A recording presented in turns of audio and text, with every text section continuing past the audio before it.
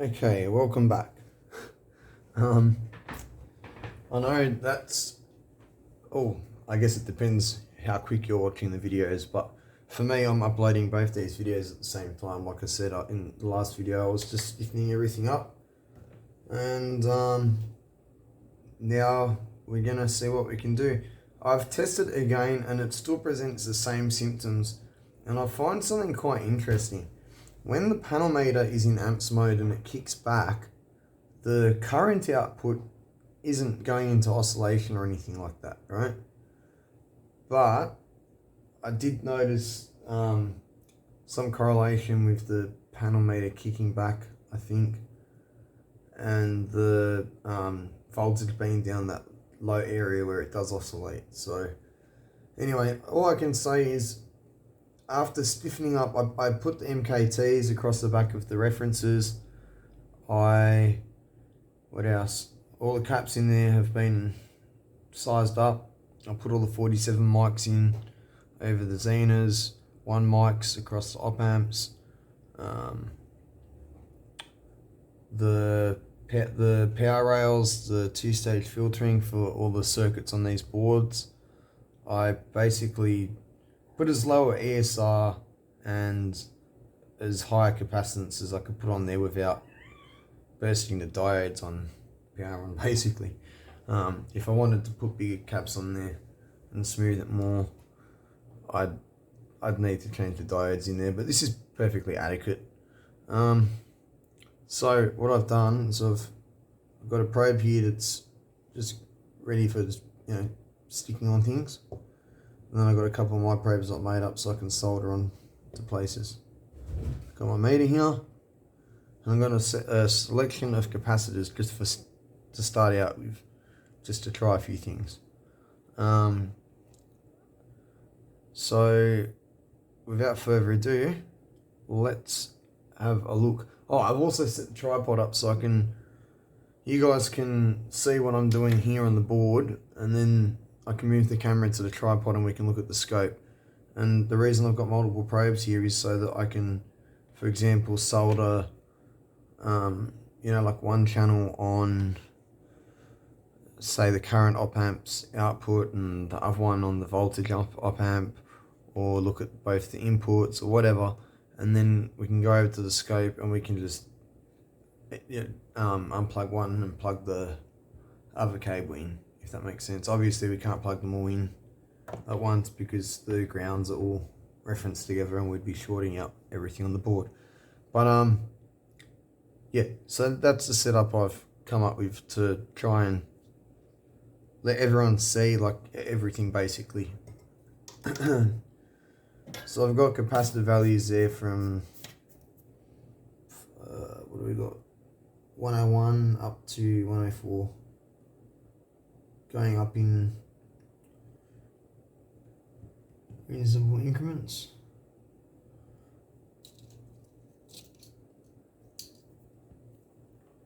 Alright, so first thing I'm going to do is I'm going to take these two probes. Oh, sorry about that. It's hard to get the board lined up straight on the camera because the board's not even straight itself in the supply. So I've got the supply kind of off on an angle. Anyway, I'm just trying to think what I want to look at first. I think the first thing I want to look at, because what I didn't get to look at yesterday was how much noise is present on the references that are on the bottom board, the 5.1 volt references.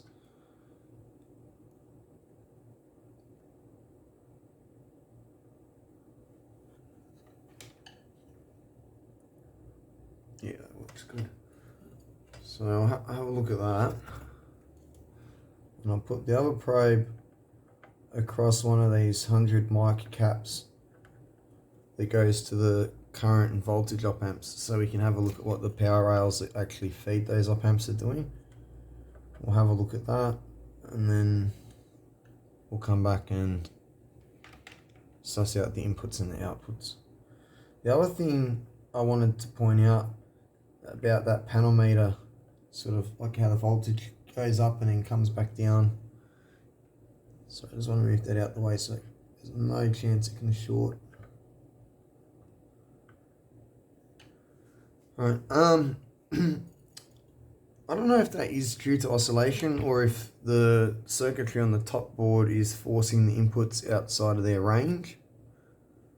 So that's why I got the multimeter here too, so we can actually look at the voltage difference between the input pins, the voltage compared to, say, the rail, and the input pins and the output in the rail, and we can actually see what's going on voltage wise, like DC wise and AC wise on the scope.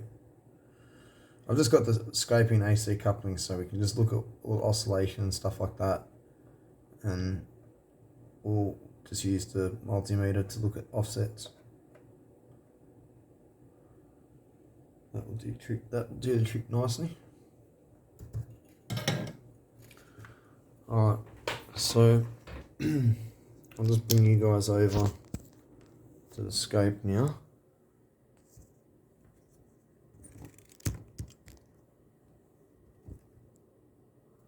Okay. We'll switch on. What have we got plugged in at the moment? We're looking at the reference, the 5.1 volt reference. I don't know if those spikes are loose cable or if they're actually there. It appears those spikes, they're very small pulses. I don't know if it's a show on camera. Let me move you guys in.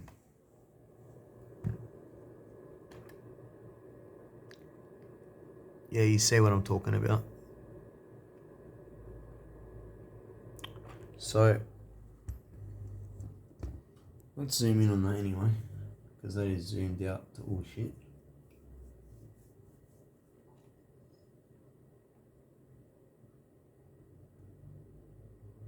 Wow, that is actually a lot quieter than what I thought it was going to be. But I don't know about that spike. Is there something loose?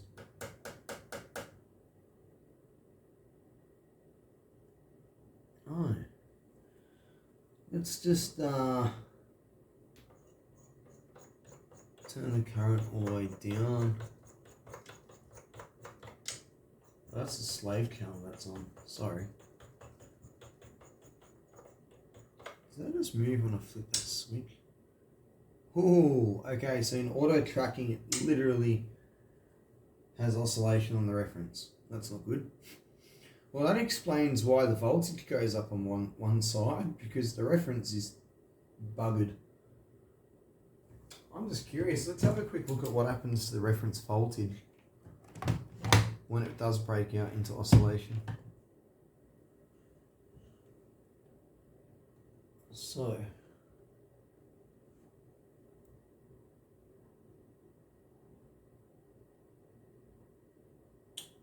get on there. Why can't I get this on there? Sorry guys.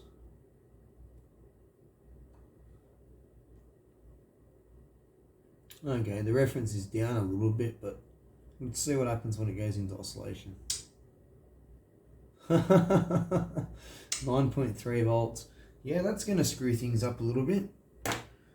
Alright, that's what I was saying about having the multimeter and the scope there. It just makes it easier than switching from AC coupling to DC coupling and having to wind the offset down and, you know what I mean, move the position around. It's just way less fucking around basically for us to work out what's going on quicker.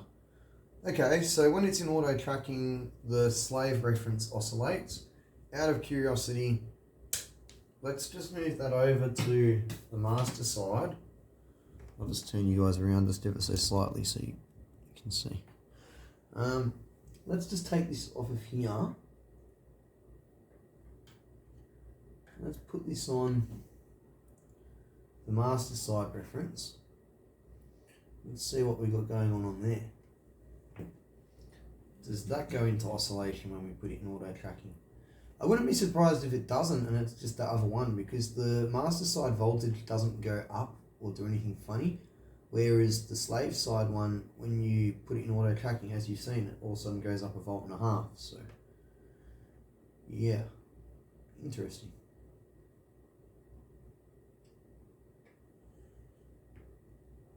I'm sure you're all starting to get the idea of why I customise my probes. I think this is a genius idea.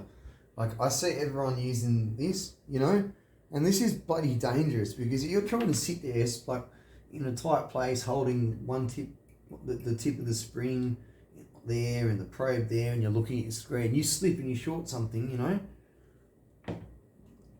That can really ruin your day. This is solid, you know, and if you just tack it on, it's not like you're trying to really solder it and flow all the way into the joint. You just tack it on, you can move it very quickly. So, I don't know, each their own, but leave your comments in the comment section. I want to know what everyone thinks about that, because I've never seen anyone else do this. This was something I came up with myself, and I've not seen it on anyone else's channel. The closest thing I've seen people do, other than using like active probes and FET probes and stuff like that, is this. So I was curious. Also, another thing I do is I don't mind taking a couple of centimeters off the cable, because obviously a cable adds capacitive loading in the form of impedance. So that helps with bandwidth too. Shorten the cable, shorten the tip, and try and get as close as you can, minimizing that ground loop. But yeah, anyways, sorry. So let's have a look now on, is it not on auto tracking? No, it's not. Good. Let's go have a look what's doing. Got the right one plugged in, yes. Okay, so the reference on the other side looks way noisier. That's interesting. It's very interesting.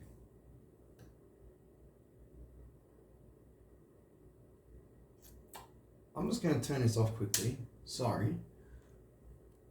I'm just going to unsolder, desolder this that we're looking across, the other probe that's looking across the op amp rail. Just quickly. I'm going to take it back over to the other reference, just so that we can hot swap the ENCs on the scope and can actually compare the two references live, because I'm sure that's different. Like I said, I wouldn't be surprised, because one side behaves differently to the other, so that kind of makes sense, right?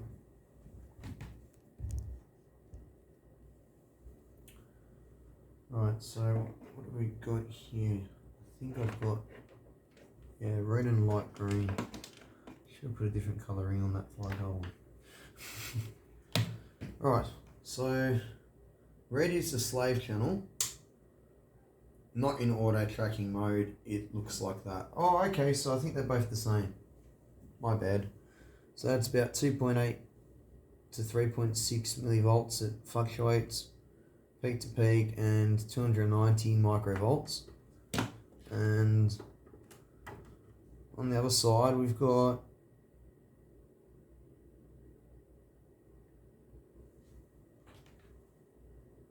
did I just plug that in that fast that the capacitor dumped across my reference and fucked it?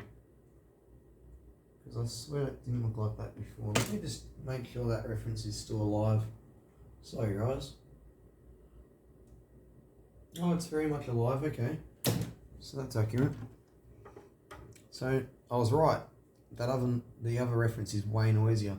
So this reference has got, the slave reference is quiet, but it's got these little spikes on it.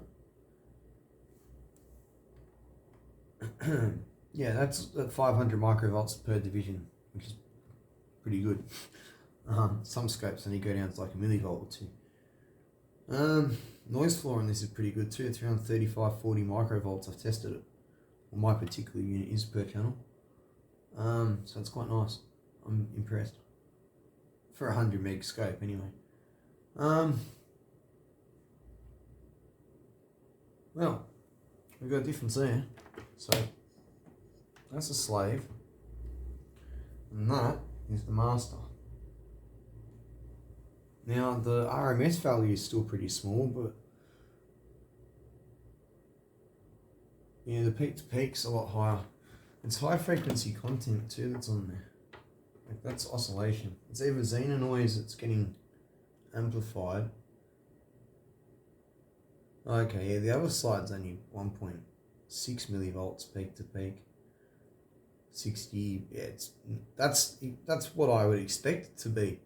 With the capacitor values on there and the way I designed it, I would expect it to be right down there, you know, like 50, 80, 100 microvolts, which is where it is, RMS.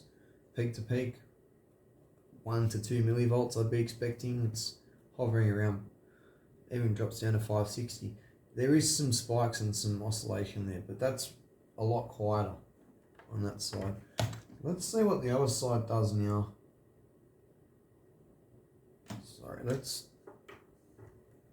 my bad, that's the master side, that's the quiet side. Okay, so the slave side is the one that's noisy. Yes, right, so the slave side's already noisy, and when you put it into auto tracking, wait, that's the master that breaks down into oscillation? Sorry. Yeah, right, okay. So the slave's just noisy.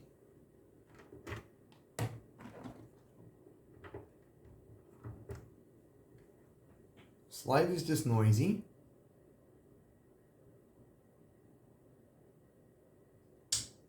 Doesn't change whether it's in auto tracking or not. That may be because when it's in auto tracking, it only uses 2 references of the 4. So it might pull that out of circuit. I'm not too sure how that works, but probably not. Alright, well, we know there's a difference on the references on the bottom. I'm glad I looked at that because that's something I've never looked at initially. So, my apologies, guys. My phone just said that it got too hot. I don't understand because I shot videos like really, really long with it sitting. Wait, can you see this from here? Face down on that contraption up there that's made out of breadboards and clips. Looking down at my work area, right? Right now it's on a little tripod. And when it's like that, it doesn't overheat unless I'm doing video processing, like merging videos together, and I've got a whole load of stuff open and I'm charging it and the flash is on and all that. I don't have the flash on. The battery was fully charged, and the only difference is it was standing sideways. So all I can imagine is that the heat's risen up because of the orientation of the phone into the heat sensor, and it thinks it's hotter than what it is in the rest of the phone.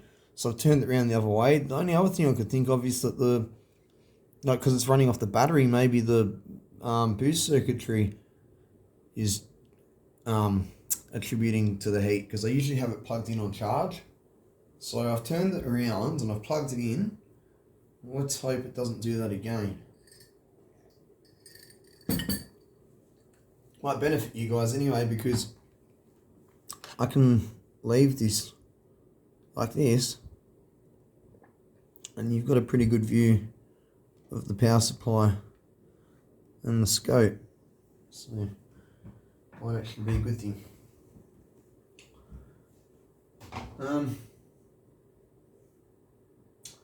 Now I forgot what I was just going to do. That's wonderful. So we know one reference has got... Let me just refresh my memory, because I've left and gone, like I've left and come back. I had to wait for my phone to, cool down.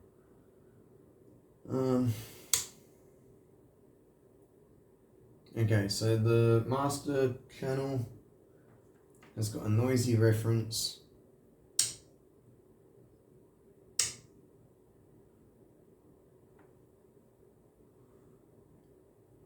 The thing I'm surprised about is the fact that that noise is there, because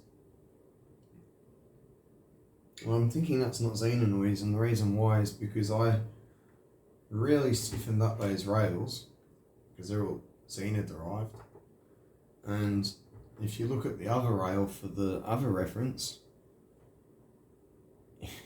yeah, there's still something going on with it, but that's what I would expect them both to look like with what I've done to it. So something's up there. Alright. Let's look at the power rails to the op amps. Specifically the first 4 op amps, the ones that look at the voltage and current coming in. I just want to see if there's any oscillation, like what I mean by this is, if the op amp's already oscillating before we say put a load on it or flick a switch or something, we should be able to see it, a difference between the two sides on the power rails. Because when op amps go into oscillation, they usually draw excessive current, and obviously the current waveform's going to be in the form of the oscillation. So if you look at the power rail, you'll be able to see it. And given that they're on split rails and I don't know what the two rails are referenced to, it's just a lot easier to just have a quick look across the rails.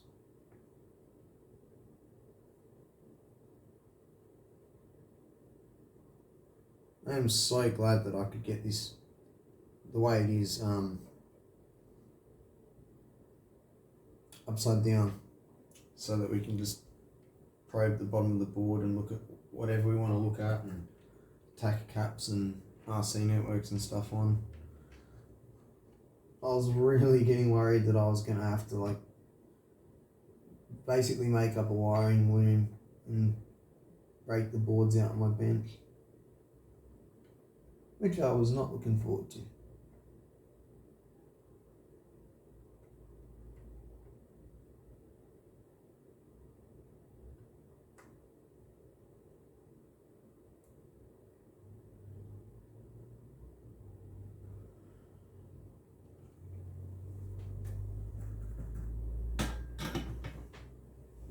Alright.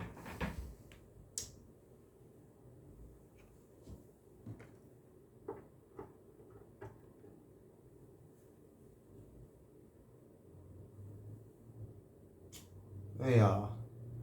I told you. If something's going on with the op amp already, you'll see it on the rails.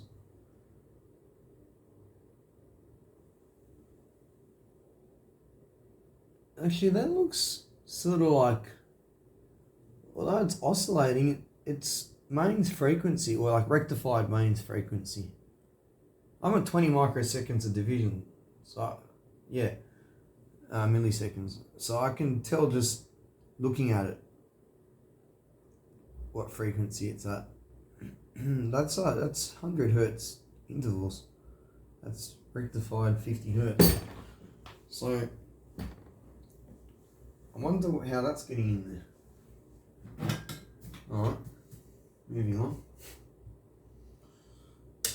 Oh, actually, sorry. What is the other side doing? That was the slave side. This is the master side. Is that the same? Is that slightly different? We've got about fluctuating in between 8 to 10 millivolts peak to peak, and about 2.5 millivolts RMS. And I'm just memorizing what that waveform looks like. Yeah, okay. Double the RMS, almost. Instead of 2.5 or 1.5, whatever it was, we got 3. And a little bit more peak to peak, about the same. Different waveform. Alright. You know what else I'm going to look at quickly? What happens when I put into auto tracking? Alright, so nothing on the slave's power rails for its op amps. What does the master side do? You know what I'm going to have to do? I'm going to have to make notes of stuff, otherwise I'm just going to be testing the same things a million times. Hold on a second. So the slave side has got a bigger oscillation.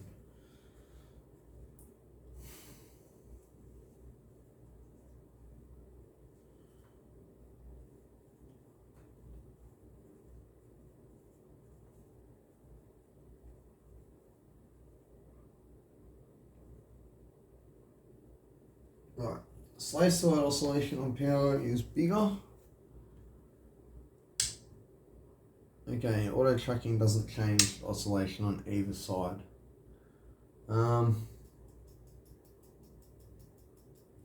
just going to unplug these for a second and plug this in, because I can't remember which reference was the one that was the noisy one and which one was the one that was going crazy on auto tracking mode.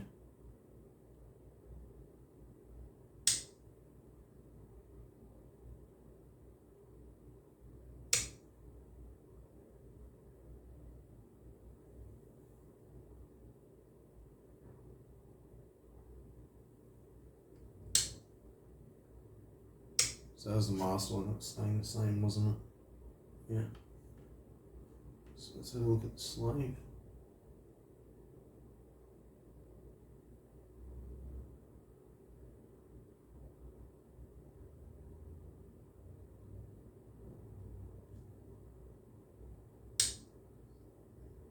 Okay.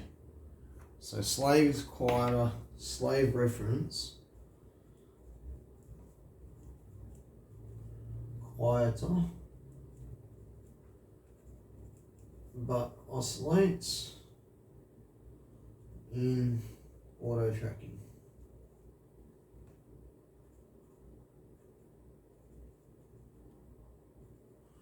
Alright. I'm glad I noted that down, otherwise I'd just be going backwards and forwards. Right.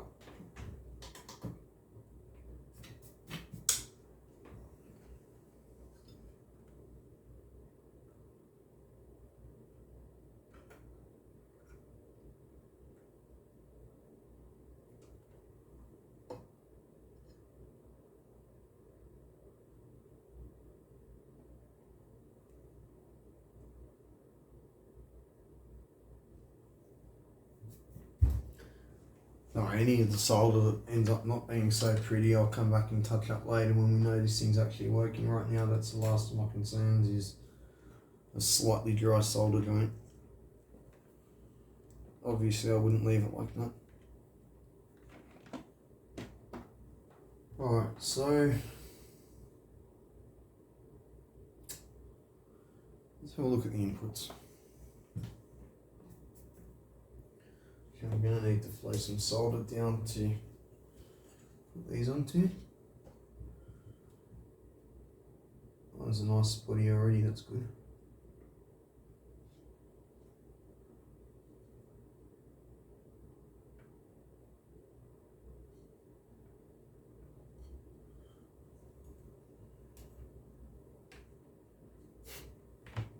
Wrong probe.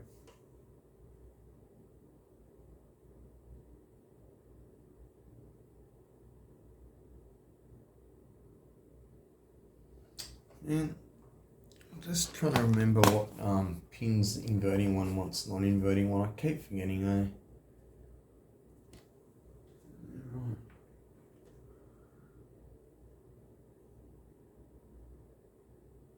And I have a reason for this, and I'll explain it in a second. Although this is floating from the scope, the output is coupled to ground, right? And one side of the op amp is looking at the output. The other side is looking at a reference. So if I put the ground of the probe on the wrong side, I'm going to be creating a ground loop, AC coupled ground loop, to cut a long story short. Which is why I wanted to know which input was which, because then I know which connection here is going to the front panel outputs, which are AC reference to ground. Okay, so now we're looking at the inputs just on the master side. One's on the current op amp, one's on the voltage op amp. Thought that was strange, I didn't see anything on the scope. Should try plugging it in. That always helps. Hello. Wow, that's insanity. That's peak to peak 9 millivolts. on the inputs. That's between the non-inverting and the inverting input of the op amp. That's a bit. I'm quite surprised if it's actually holding where it is like that. It does explain all the strange offset voltages on the pots. RMS about 1 millivolt, 700 microvolts. The peak to peak's atrocious. Now, it appears to be about 530, 540 kilohertz. So that is quite a fast oscillation. The reason I'm leaving it around there is because I'm mainly looking for mains or rectified mains ripple, but I can see this high frequency content riding all over it at the same time, so I don't really need to. That's a good starting point for me. Alright. That was the constant current op amp, or should I say the current buffer, or whatever it's doing. Wow, that's the constant voltage op amp.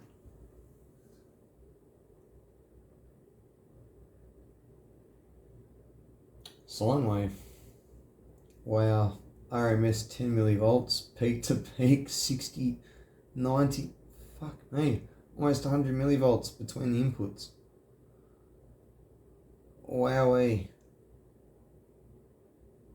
I might actually just temporarily disconnect those common mode networks, because what I did was I soldered, I made the same mistake at one of my own power supply builds. I soldered two 1 microfarad caps, the positive and negative terminals, together, and then to a 100 ohm resistor, and then that to star ground. But what I did at first was I got lazy. I just hooked it to the green earth terminal on the front of the panel, which goes to a wire that goes back somewhere.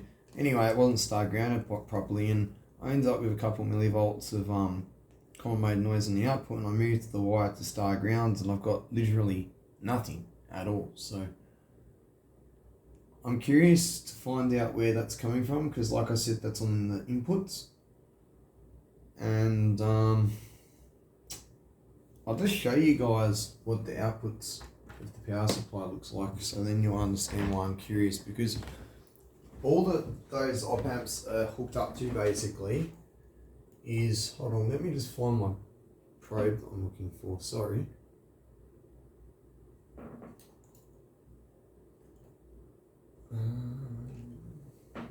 That'll do. Right, so these op amps, one of them's looking at a reference. Well, hey, we've got oscillation on references. But that might be the source of our problems, and because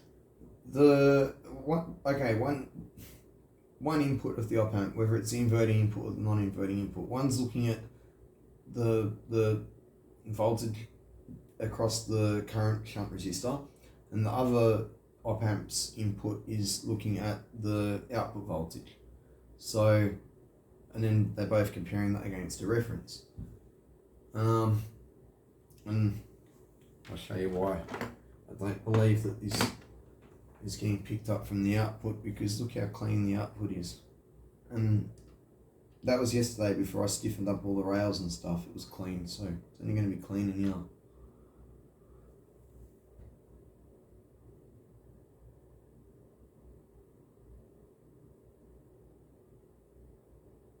Actually, you know what? The peak to peak's really gone up on that. That's quite interesting. Although I do have two long ass antennas hooked up to the inputs of my op amps there. That's probably where all that noise is coming from. Let me just take these two probes off, because they're literally just hooked up to the inputs and the other ends of them floating, so whatever they're picking up is literally just going in the inputs of those op amps, and that will be coming out the output. So let's do that again.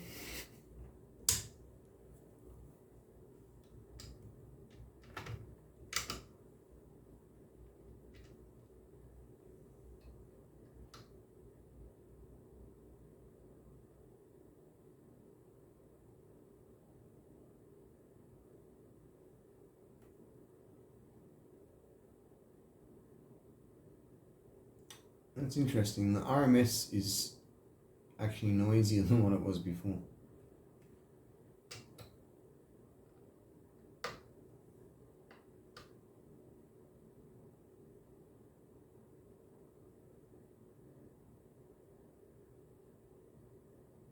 Yeah, they're equally doing the same thing.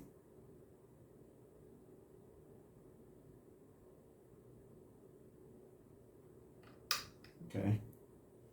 But it's not a sine wave or a triangular sort of like sawtooth, what do you call it, like a rectified 100 hertz rectified AC wave. That's just noise. So that's still not what I'm saying on the op amps.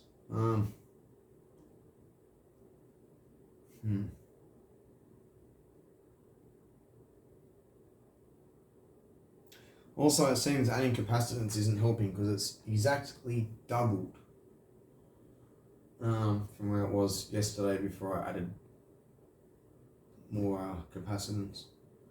I don't think it's the capacitance I've added is the problem. I think what's happening is there's noise, there's an oscillation on one of the rails somewhere, and because I've increased capacitor values, it's just feeding that noise through the capacitor to the other rail or whatever the capacitors are on. So I'd say that's what that is. There is another possibility that the these monolithic caps that are on the op amps are forming sort of a resonant tank circuit and making it ring, but I kind of doubt it. It's something I'm going to look into, but right now I'm more curious about the references because it seems to me that, like I said, there's noise on the inputs of these op amps. Actually, that's a good point. You know what I should do? I should have a look at the two inputs and see which one of the inputs the noise is on. Is it coming from the current shunt or the output voltage, or is it coming from whatever it's comparing that to? Because that'll give me some insight too. I'm just gonna try and form a common ground so I can just probe around without a ground loop on the end of my probe.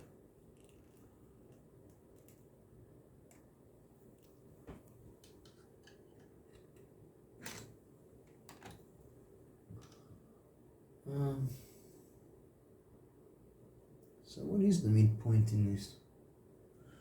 I'm gonna have to suss something out very quickly.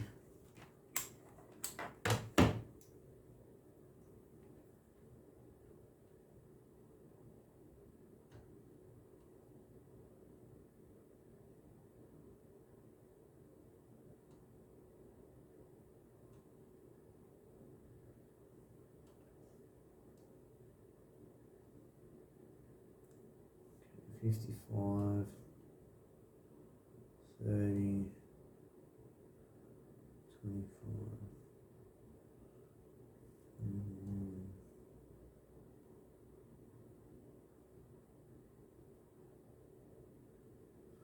I see, they've got all different windings. And it seems like there's two 55 volt rails.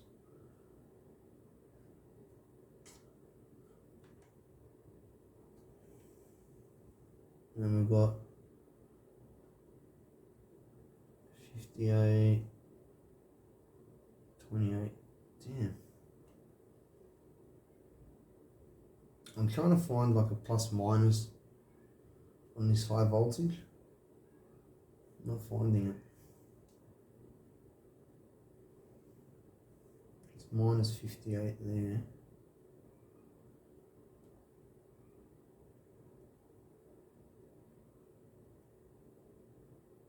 So there's two separate 58 volt rails on each module.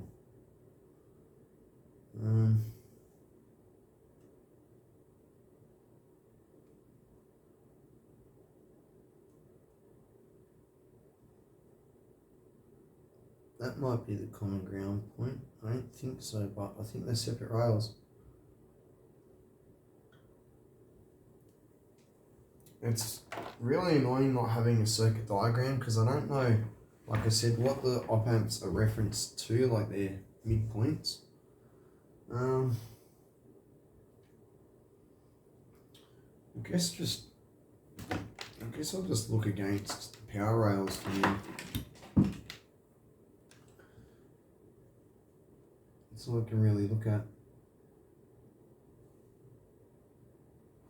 I know what I'm going to use. They're a lot safer.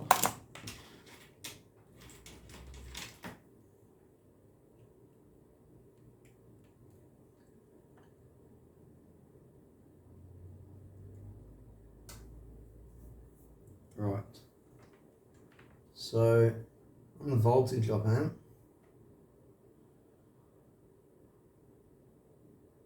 that's on the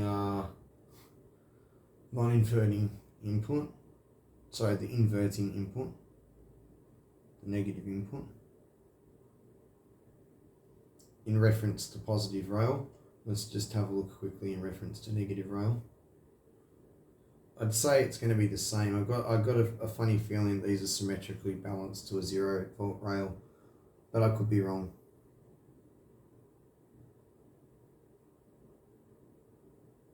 Looks like I'm wrong. Hey, I'm not gonna hide my errors. Okay, so now I'm looking at the positive input, and against the positive rail, we've got the same noise. I'm just gonna have a look against the negative rail.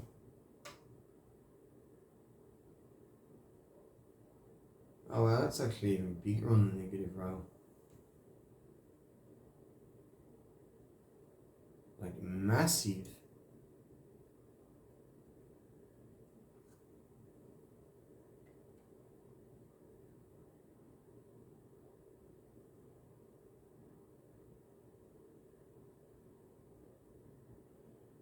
Yeah, my skate probe's actually loading it down and making it oscillate. I can hear it ticking away when I touch that. So that's annoying. Bummer. Maybe I forgot the times 10. Hold on a sec.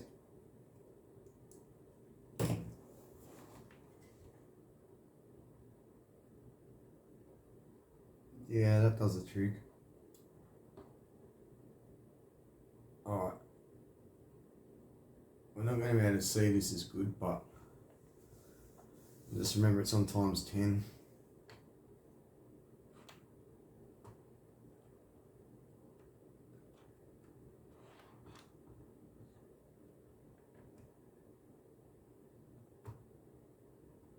Alright, so I've just changed it so all the measurements are accurate on the screen, so it makes sense for everyone. So the positive input in reference to negative rail has got, let's just call it a crap ton of noise on it. Seems to be a going theme here. There's a crap ton of noise on everything. I think what I'm going to do now, I've seen enough on the bottom here, there's just noise everywhere. I'm really suspicious of the references on the power rails. So what I'm going to do is I'm going to do two things.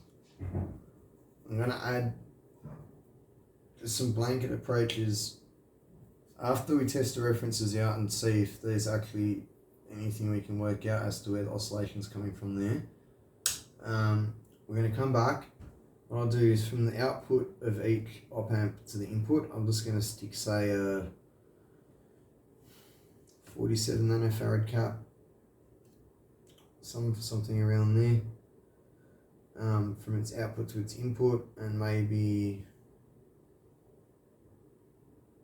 10 nanofarad across the inputs, and we'll remeasure it and see if we are attenuating it. Yeah. I really want to find out where the source of the noise is. That's the thing I really want to find. Where is it actually coming from?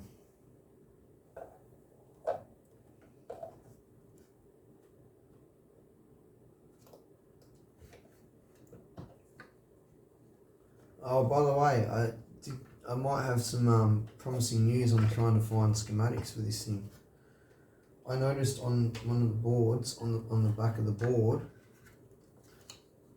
it says PS 601B-13B.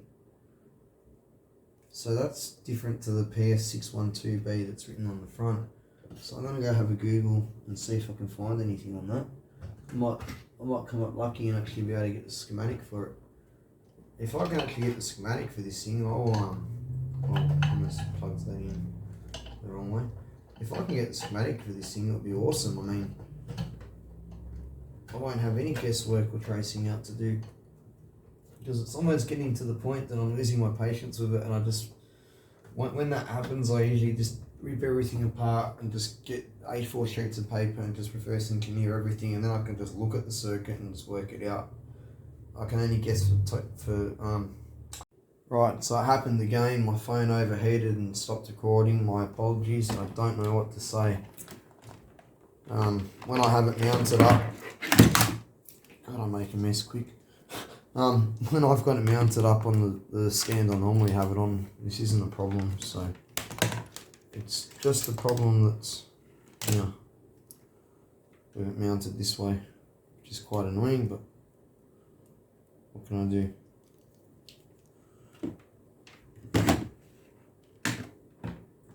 Alright. Actually, I'll leave that probe on because I want to have a quick look at these top references. There's my ground clip on. Too many probes lying around the place.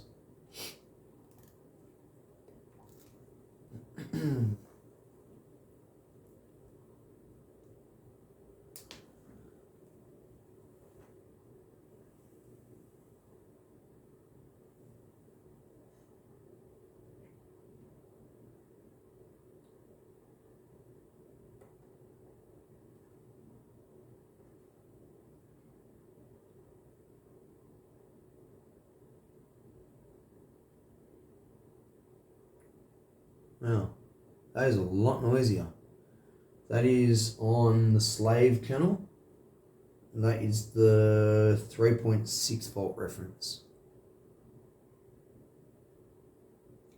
Incidentally, I have worked out that the 5.1 volt references are to do with the voltage. So I'm guessing these are for the currents.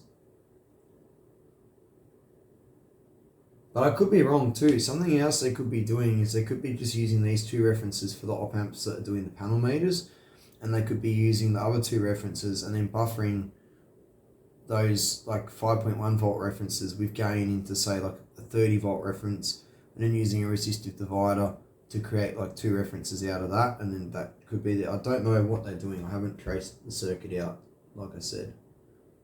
But anyways, that's. Oh, that is at 500 microvolts division. Like it's only like 1 millivolt RMS, but it's like up to 50 millivolts peak to peak. Very spontaneous noise. Let's do the auto tracking thing and see what happens to it. So that doesn't make a change. Let's go to the master side now.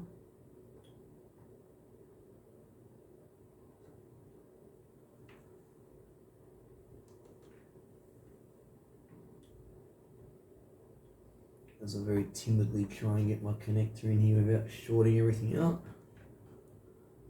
Come on, you can do it. Alright.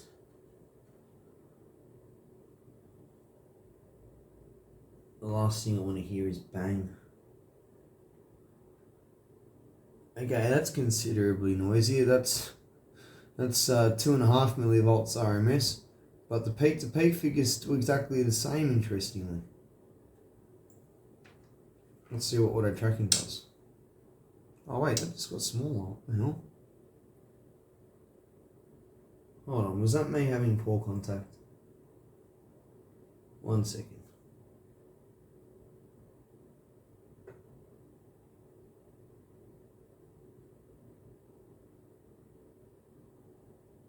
Yeah, I don't know what happened there. But it's still 2 millivolts. I don't know if that was my probe loading it down. It is in times 10 mode still. Let me just go back to times 1 mode and let's see if it loads it down, changes it.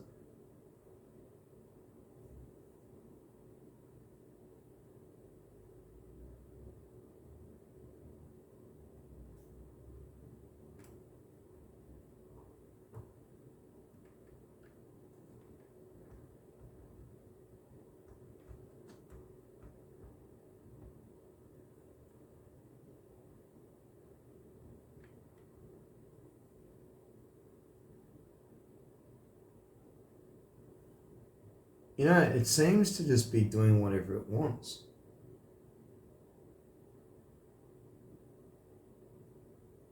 Actually, I might have just shorted that out against the can of one of those transistors. Let me just get my multimeter and make sure I didn't just bugger that.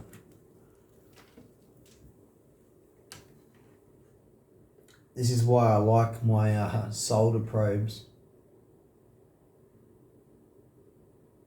No, that reference is still there.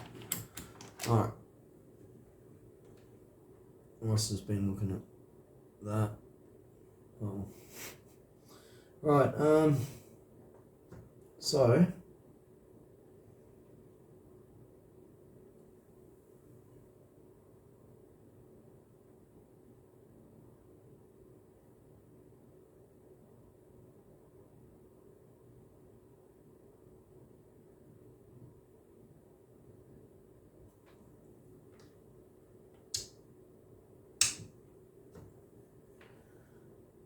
I've got a funny feeling these references are for the current. So what I'm going to do quickly, let me go back to the slave side here. I'm going to put a load on it. I want to see what happens to that reference waveform when it's got a load on it.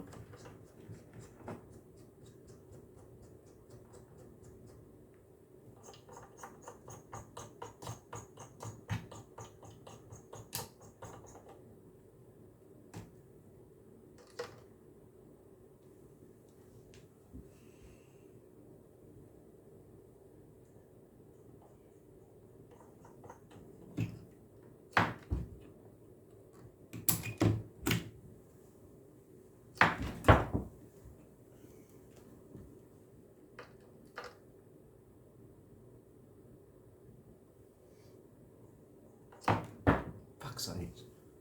Should get banana leads.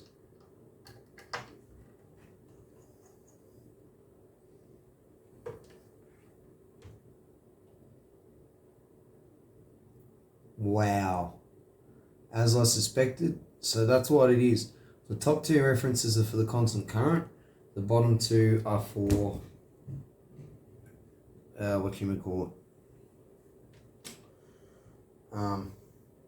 constant voltage.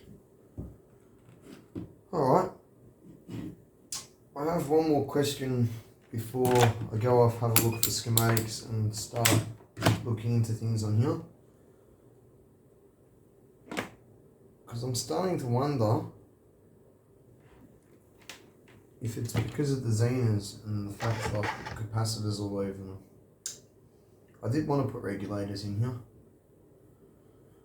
If I did that, I'd be taking all the caps off because the little boards that I would be making up. Oh, actually, maybe not because I might not have space. Actually, no, all the Zenas are on the top board, aren't they? For the power supply, so yeah, I would have space to do that. Interesting. Yeah, I've got a few options here. I'm going to go get some schematics, if I can find any. Because now I have this other serial number for this power supply. I might be able to find something.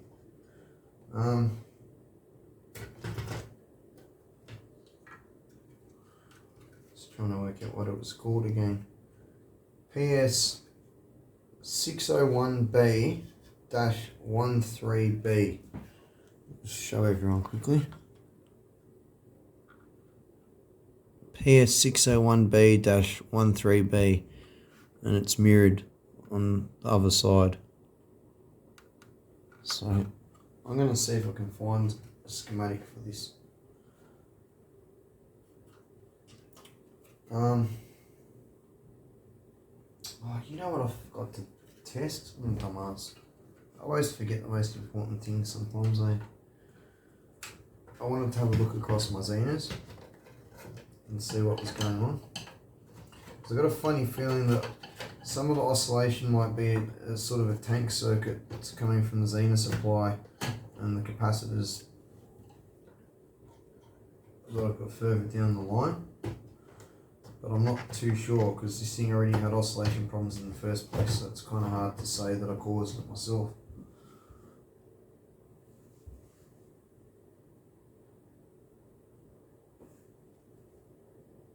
Alright.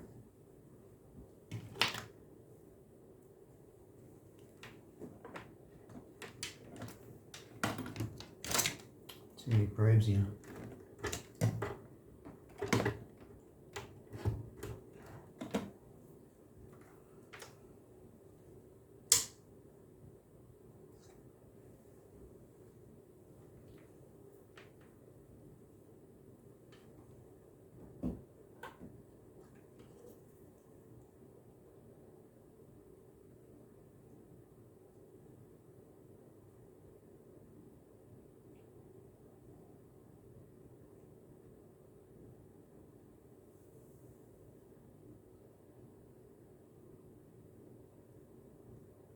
That's pretty typical Xena noise. Riding on top of that rectified wave. Let's just have a look what's on the capacitors, because if that wave is on these capacitors here, then that's what that is. That'll be Xena noise on top of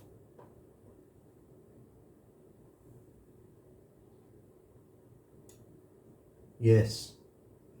That's what it is. So it's that feeding into Xenas, and then here you've got your Xena noise superimposed on top of... What the fuck just happened?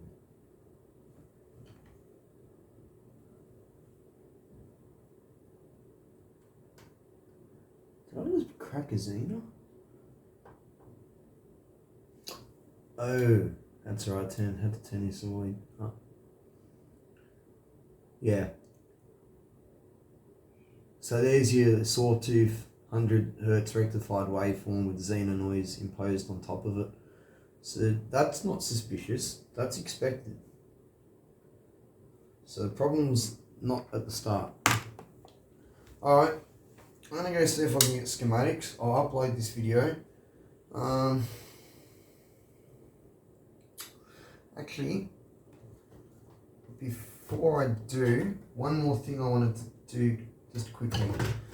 I noticed that the noise on the output had doubled. Now the only two changes I've made is I've tried to stiffen up the power rails on these two boards, and I removed a couple of 0.1, shit, I've got to turn that around, 0.1 capacitors.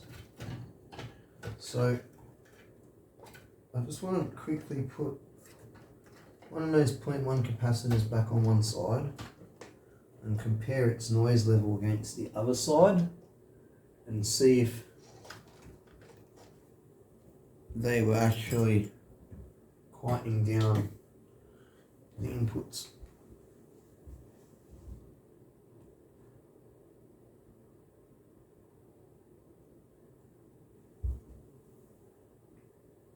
Trying to see where it went to is annoying. And I'm looking at the board in reverse.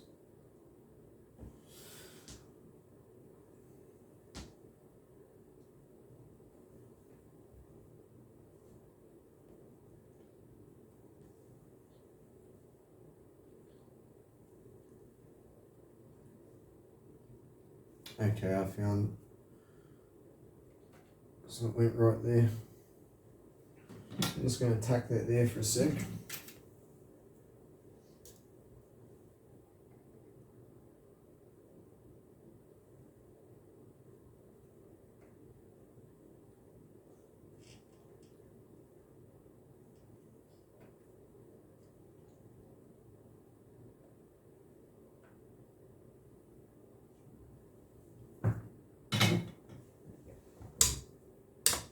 the fuck?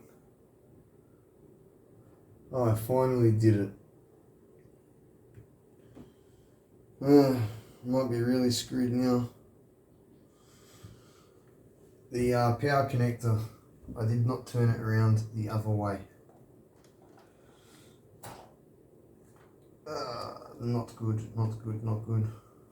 Really not good.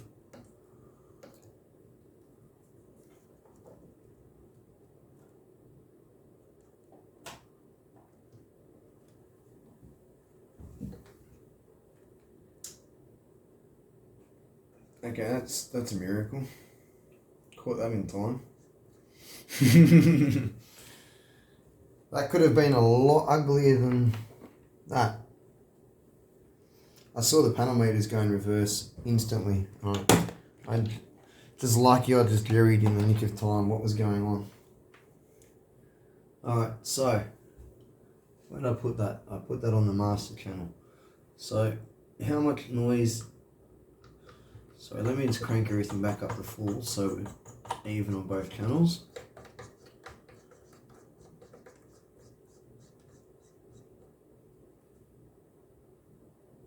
Hey, the voltage on this channel is going over 30 now. I wonder if I just damaged that then when I powered up backwards, or if that's just, you know how I was saying the voltage always ends up in a different spot. Or I've just bumped one of my references. Oh yeah, I have actually. Yeah, it's only at 30.65, that's me. Every time I knock these two references, I set them off. Like for example, this one's now at 5.1. What's this? This one's at 5.1. Oh shit, it's not the references. That's not good. Can you guys stop? I might have buggered one of my op amps when I just connected that around the wrong way. That's right. Let's just do what we're doing first.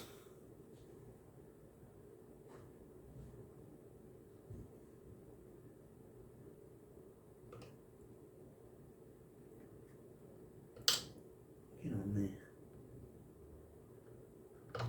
Oh, come on. Get on there.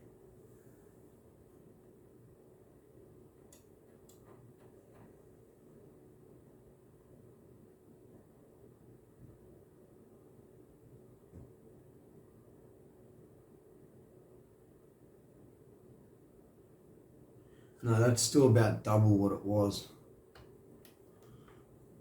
Oh, my ground probe wasn't on. Shit. That explains a bit.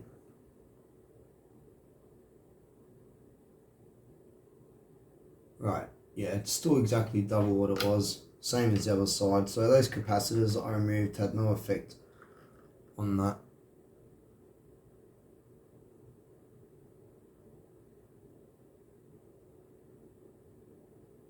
Oh, actually, they're 420 microvolts.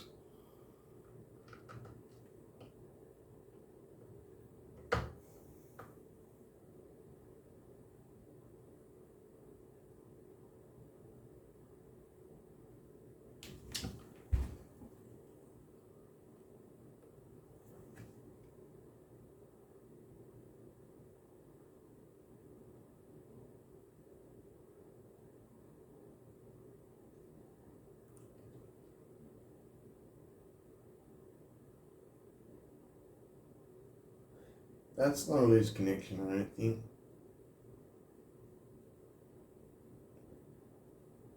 Yeah, no, I think I just screwed up one of my op amps when I powered that up back to front. What is it doing auto tracking? Don't worry, I won't bore you time changing another op amp on camera. If I did screw one up, I'll sort it out off camera.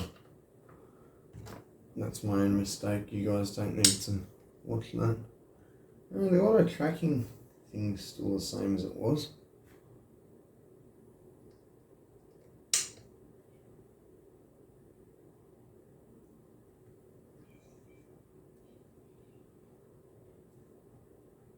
Yeah, I don't know that is damaged. In my own time, I'll just go and retest everything and compare it against what I saw before. Oh no. Let me take this capacitor back off too.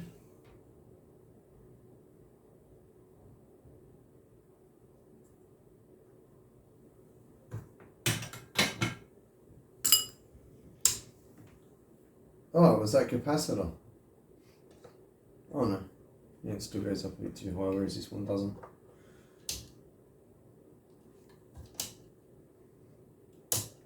Everything seems to be working bar that, and considering I've already had that voltage going up too high on that side problem for some time, I'm leaning to say that it was already like that. I wouldn't be surprised. It's just playing its usual shenanigans. Slave side. I'm just going to have a very quick look.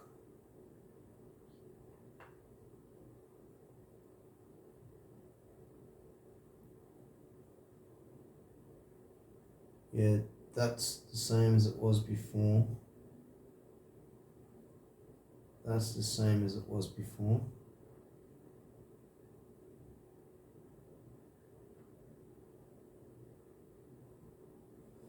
Yeah, all these inputs have that wave in reference to the positive pin, and this wave in reference to the negative pin. So nothing's changed there either. And the outputs, obviously it's just going to be a mixture of the two, mainly the first one, yeah. Yeah, nothing's really changed. Alright, I'm going to flip the boards over quickly and just do a quick sanity check and check the voltage drop on the Zenus, because if I've fried one of my op-amps, the first way I'll notice is it'll be taking away extra current, and one of the Zenus will have a lower voltage on it. Oh, I just did it again. You know, fuck man. Good thing there's a huge hefty capacitor bank there.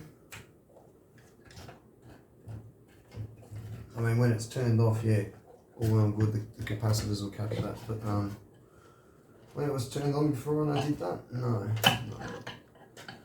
it's 12:43. I should be going to bed instead of. This is when I start doing stuff like that. When I'm tired.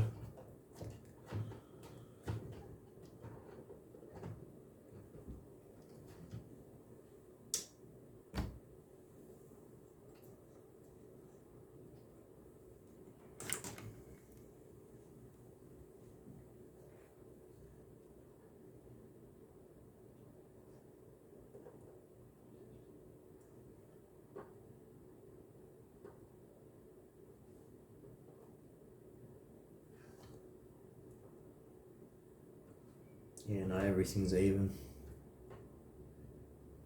I mean, even. I've sort of started memorising the numbers, like down to the millivolts, and that all exactly where they were. So I think I truly did get lucky there.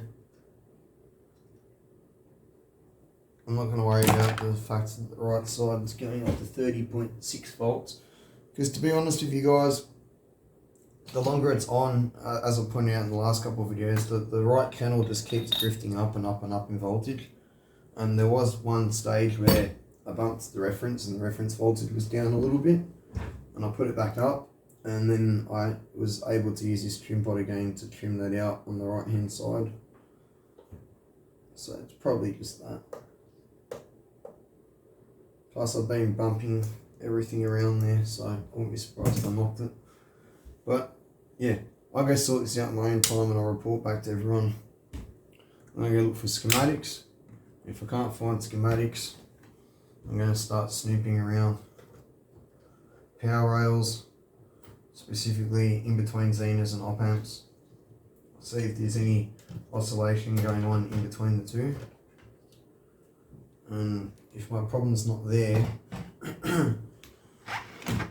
I'm just going to start sticking capacitors and snubbers on the inputs and between outputs and the non-inverting inputs of op amps until I snub it out, and then just slowly increase the capacitor and resistor values, or decrease the capacitor values and increase the resistor values of the RC networks they have to make up until they do the job whilst only limiting bandwidth and performance as much as they have to. So I'll report back soon, guys. Thanks for watching. I was just thinking about it. The reason I got lucky then when I plugged that power connector in backwards and turned it on for a second is because all the op amps, they're powered from Zener diodes. So even if you reverse the polarity can only be one way or nothing on the other end of the Zeners. So that's why I got lucky there. But yeah. Alright, I'll see you guys in the next one. Let's hope the luck stays with me.